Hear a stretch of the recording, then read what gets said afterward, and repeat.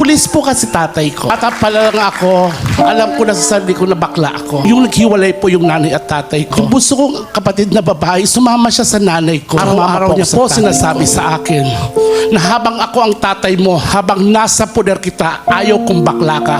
Kasi kung bakla ka, lumayas ka. Dahil kung hindi, mapapatay lang kita. At the age of 20, nag-asawa po ako ng tunay na babae. Pero yung napangasawa ko po, matured sa akin, nasa 45 years old. At hindi ko alam na may anak siya sa pagkadala. Yung tatay ko, nagkagusto sa anak ng asawa ko. Kinasal sila. So yung tatay ko, anak ko na. Doon ko sinabi sa tatay ko, na habang ako ang tatay mo, habang nasa poder kita, pag hindi mo ako natanggap na bakla, lumayas ka. Dahil kung hindi, mapapatay lang kita. Lagi kang ganyan, ikaw ay walang pupuntahan.